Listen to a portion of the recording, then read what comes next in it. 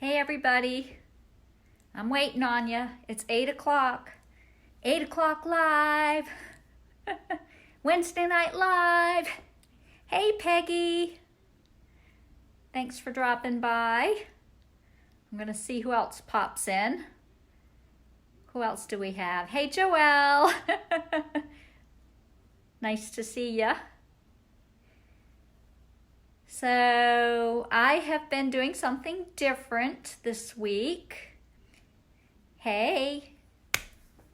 I'm trying to hide it now. You guys have seen it already, I know, but I'm hiding it behind me. I've been doing a lot of dress commissions, but in between the commissions, it's been my goal to work on some things that I have been wanting to make. Not necessarily for me to keep, but I want to make them because it's something that I just love and, haven't made yet. And I really haven't done, I've only made one natural form dress. It was sort of natural form. It kind of fell between late Victorian and natural form. That was the Gilded Age masquerade dress for the Biltmore. I've been wanting to do more, natural form dresses. I've also been dying to do a turn of the century dress, particularly a white dress, one of those beautiful white dresses like, you guys remember the movie Somewhere in Time with Jane Seymour, that era, the Gibson Girl kind of thing. So, I've had these ideas in the back of my mind, but I haven't had anybody ask for one, haven't had time to make one. And I had to make time. So I caught up on some commissions. So I decided, okay, there are certain things I really, really want to make. I want to learn how to make them because if I haven't done it before, I don't really know the ins and outs. So once I make a dress, I kind of, I think about it as I'm making it, and I always make some mistakes. Of course I do when I'm making something new, but I always learn from my mistakes, and then, when the dress is done, it's cemented in my head, okay, I need to make another one now. I always try to do more than one because the first is the trial and error, the learning dress, and then the second one, hopefully I perfected what I learned. So I made a dress this week, started last weekend, and it's made out of fabric that I've had for a really long time. It was a pretty kind of a rosy mauve embroidered and sequined netting. And I got that fabric over 3 years ago, and I did make a dress out of it already. One of my very, very first Regency dresses, the first probably half dozen dresses I made, I used that fabric, and I used a kind of a rose matte satin with it, made the dress, and somebody wanted to buy it, so I resized the dress and sold it. But I still had like 6 yards of that netting left, because I had bought it on sale, and I bought, at the time I bought all they had because I thought it was so pretty. So I've had that fabric for about 3 years, and I was looking for something to do with it. When I've had stuff hanging around for a long time, there gets to be a point where, okay, I need to use this now. I got to get rid of it. So, but I've had this, and, as time went on, I kept trying to think of, okay, what would this be suitable for? I already did something Regency. I need to come up with something else. So I decided to try this kind of turn of the century dress, and I thought it would be pretty, and I had a picture in my head. And so anyway, I started to make the dress. I used several different pieces from several patterns, and in the beginning it went really wrong. It went quite badly. I really struggled for a day or two, and then I kind of put the pattern aside and just said, okay, it's time to just wing it. I need to just go with my instincts and make the dress. So that's what I did. So I didn't follow any particular pattern at all. I used a couple pieces from a couple different ones, and then I just kind of fudged it after that. But the end result is almost exactly what I had in my head.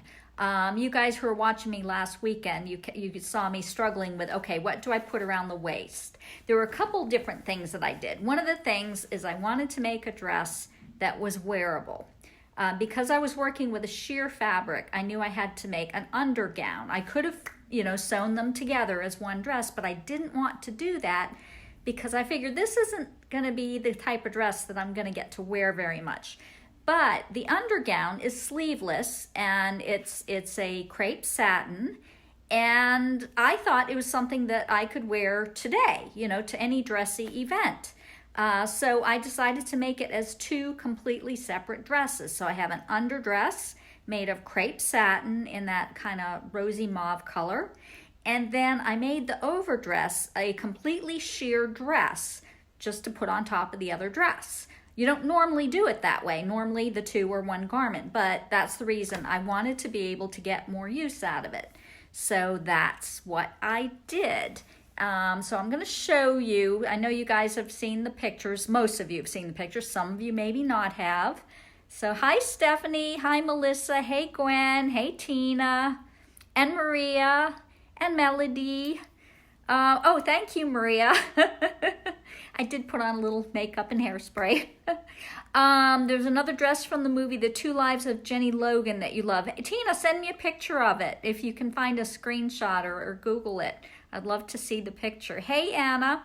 So, okay, so the dress is behind me, so I'm going to pop out of the way, and then let's talk about this dress. And please feel free to ask me questions. You know, I'm always glad to share what I learn. So here is the dress Lady Marian is wearing, and I'll drop this down a little bit so hopefully you can see it better.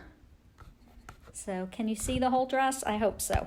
So today there are a couple things missing. The dress isn't yet finished. It's missing a couple things. It does not have any back closure on it yet. I ordered an invisible zipper. And normally I don't put zippers in historical dresses, but the zipper's going on the undergown that will not be seen. It'll be hidden by the overgown, and the zipper allows me to wear it now, you know, to a contemporary event. So I am going to put a zipper in it. I had to order it online because I couldn't find the color. Okay, so I'll show you that in a minute. I struggled with the belt around the waist. It's a corselet. It does have boning in it, and it laces in the back. So I made 3 of them before I finally came up with the one that I liked. Let's see, what else? I made a petticoat today. I'll show you the petticoat. I'll strip her down and show you what's underneath. I needed something to hold the shape of the skirt. So I made today a white petticoat that I'm planning to use as the foundation also for a pure white dress. So I will show you that. But here's Lady Marian. And I know, like I said, I know you've seen pictures of this dress, but I think it helps to see it on this particular mannequin with the arms and everything. So I will spin her around. So hopefully you can see that the skirt has a nice shape now. It needed the foundation under it, which was the petticoat, which I'll show you in a moment. And I'll spin her all the way around so you can see the back.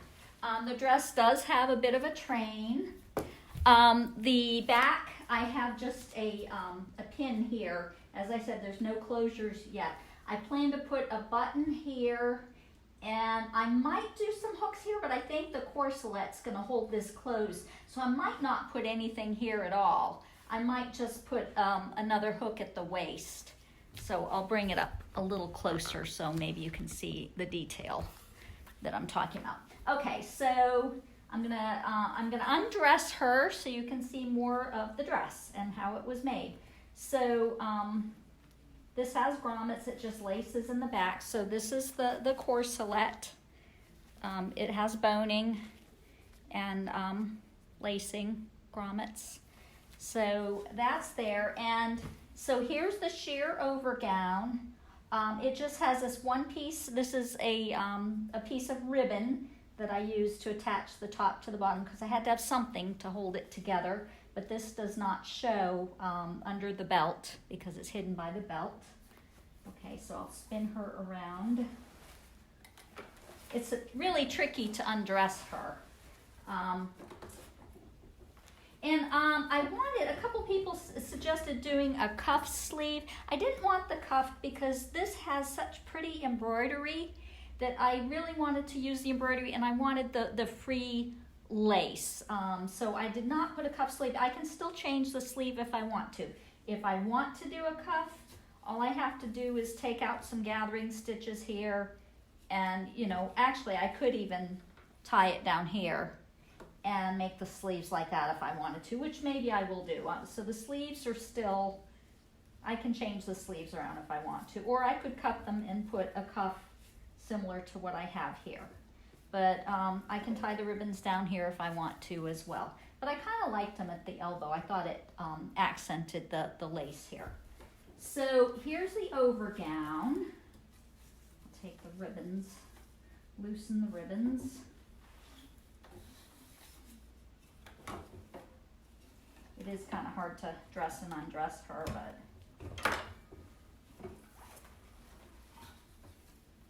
And I know you guys saw this just on the other mannequin. I'm going to try not to mess her hair up too much, because I did actually try to put her hair up and do her hair nicely.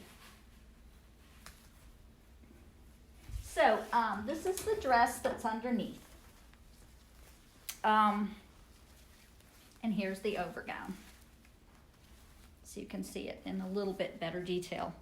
It's just sheer. I mean, it was kind of tricky to work with, but I'm really happy with how it turned out.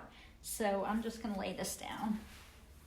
And this is a little bit big on my mannequin, so it's kind of droopy. It should be up like this, but the waist is a little bit big for her.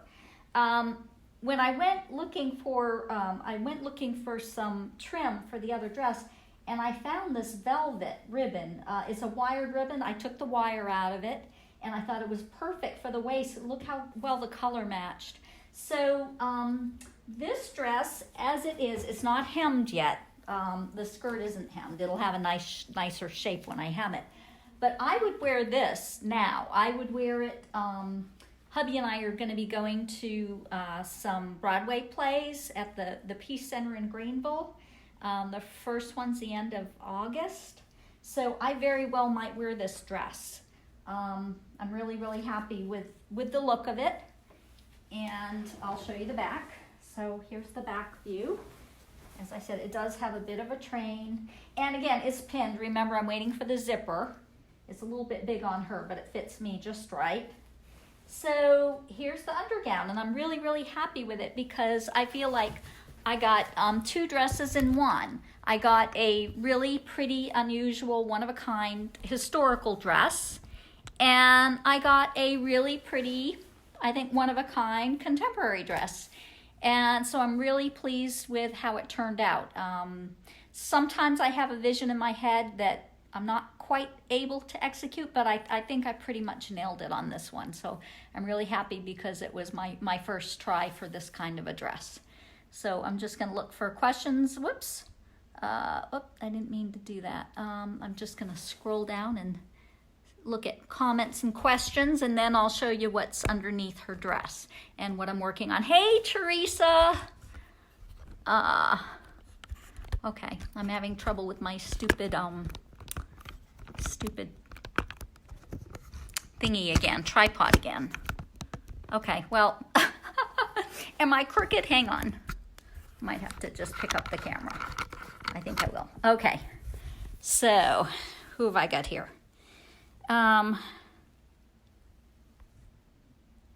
Okay, just catching up real quick. There's a few more people. Hey, Teresa's on, Pamela and Tammy. Hey, Athena. Oh, thank you, Tina. There's a link for the movie on YouTube. I don't think I saw that one. Hi, Juliana. Hey, Anthony. Nice to see you. Okay, so guys, Anthony is a friend from, oh my gosh, it's over 25 years. And we just recently connected on Facebook through another friend. So anyway, hey, Anthony, great to see you. And Amy, thank you, Amy, and Isadora. Hey, Sarah. So yeah, I'm really happy with how this dress turned out. And I'm planning now, as I said, to do a white one that's more the classic for that era. The turn of the century, every woman had a white dress. I mean, that was obligatory, the white flowing, usually cotton or georgette or something along those lines, a light flowy, kind of sheerish white dress, really beautiful. So that is up next. I'm going to pretty much follow the same pattern that I just used, but it's going to look different because it's a completely different material. So I'll show you. I got started on it with the petticoat. So let me get my camera back in the tripod, and I'll undress poor Marion. Lady Marion's going to be in her skivvies now. So I'm going to undress Lady Marion some more and just show you what I got done today. So I just have this pinned.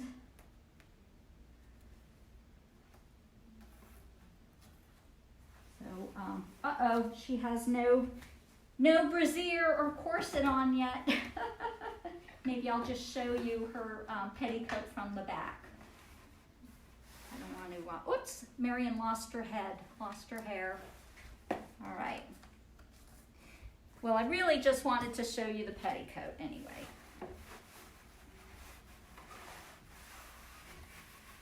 And for those of you who don't know, Amy Compton helped me to name her. This is Lady Marion Et.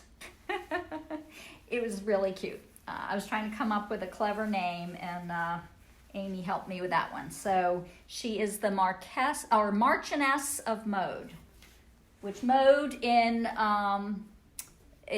historical times was the word for fashion, what we call fashion now. But it used to be the mode rather than what is the fashion or the style. Okay, so the petticoat, I still need to put a hook here, but it already has the hooks here. And this is the supporting garment for my skirts. So I made it out of a heavy white cotton, and I should have done the hooks up, but you guys get the idea. I'll pull this back and I'll just show you. The one thing that I knew I needed to do is I put some horsehair braid. That's what this woven polyester stuff is, to stiffen and give shape to the hemline, so that this petticoat, it could be worn by itself, I think, but it's not very dressy. I could put a ruffle on it and I think it would look all right. But this is meant to be a supporting garment for other dresses. It's basically just a circle skirt that was popular in 1904, thereabouts. And I put the braid in it to stiffen the hem. And what I'm planning to do is to make a sheer white dress that will be worn over this petticoat. And I'm also working on a authentic Edwardian corset. The Edwardian corset is what gave that funky, really arched back, S-shaped, posture that the women wore. It looks really uncomfortable, and I thought that, they're all contorted, that it contorted the spine somehow, but not at all. It's all an optical illusion. What I've learned is the corset sits kind of low, and it's worn with padding in the bosom. Even if you've got a big bosom, they padded to give that low pigeon breast. And then the back, where it looks really arched and S-shaped, there's a bum pad there. So it's really not a really arched back. It's it's padding here and padding here that makes you look like that. So that was kind of wild. I didn't know that. So I have to make the pads too to go along with the corset. This is a different kind of corset than I've ever made before. It has a metal busk in the front like the ones you buy now. All the ones I've done to date have been Tudor and Georgian and Regency stays that don't have that metal busk in the front. So that was something I had to learn how to do. And so I got that part of it done last night. It's probably going to take me another day or two to finish the whole corset. And I will do the pads. And then I'll put it all with the dress. And then hopefully the dress will have really that really authentic Edwardian shape. So that's what I'm working toward. that's my goal, and I think I'll do it, and I'll do the white dress too. So I'll have two dresses, two Edwardian dresses, and then that undergown that I showed you. So thank you, Stephanie. As I said, I'm really happy that my vision came to life the way I saw it in my head. That doesn't always happen, but I have pretty good luck, and I'm not a quitter. Usually, sometimes I want to quit, but it's very, very rare that I throw in the towel on anything. A couple of times I haven't been happy with something, and a couple of times I've called it quits because I knew I couldn't fix it. There was something flawed. A couple of times in the past, I just plain chose the wrong fabric for the project. And sometimes you don't know. Sometimes you think something's going to work, and it just doesn't. So you always, that's the key, is knowing what the fabric will and won't do. So that's really, really important when you're doing, especially historical clothing. So as you know, this has become a business for me, and usually people only know what they want when they see it. So I'm hoping that I can make a few of these dresses, and I think that most people do like the Edwardian era. So I would love to make more of them. If anybody is interested, just let me know. This kind of dress would be really beautiful done in lace. Now this was an embroidered netting, but I'm talking about a traditional lace. So I may go ahead and do one of those, but I just don't need any more for myself. I'm doing these two in my size, but I don't need a whole closet full. But if anybody would like one of these dresses done in lace, I do have some really pretty lace in several different colors. I have a burgundy, I have kind of a plum, I have black, and I can get, other colors as well. I have a sapphire blue and red. And some of it has sequins on it too, or glitter, so they're different. If I see something pretty that, if I can picture a dress, I usually just buy the fabric. Hey, Becky. Hey, Chastity. Hey, Jane. Hey, Donovan. So, thank you, Isadora. Hey, Susie. So, does anybody have any questions? I basically just wanted to talk about this dress. And, just chat a little bit about, what I've got coming up. I actually did start writing again. So I've got a little bit of news on the book front. So I kind of gave up on my third Sons of Scotland book. I've had a lot of people email me asking when that book was going to be available. And honestly, I put it aside over 6 months ago because I've never had writer's block. But writer's block is a very, very real thing, and it happened to me. And I just couldn't. The harder I tried, the worse it got. And I just got so frustrated, and I just put it aside and said, okay, I'm not even going to think about this story. I'm going to just sew dresses. And when I'm ready to write again, I'll write again. And so I decided to take it out and try writing again. And so I spent the last couple days starting over. I went back a number of chapters in the book, before I went before the place where I got stuck. I backed up a couple of chapters, and I thought, okay, maybe I just need to cut a chapter and just, kind of start over. But I went through, and I don't outline. I'm not a plotter. When I write a book, I have the beginning and the end in my head, and everything else happens as I write it. And I've written 27 books that way, and it's always worked for me. So this was just horrible when it didn't work anymore. So I went back yesterday, and I kind of outlined the whole book. I started with chapter 1 and just started chapter by chapter writing a few sentences summary for myself to refresh myself. Of what happens in the story and to try to get the flow back.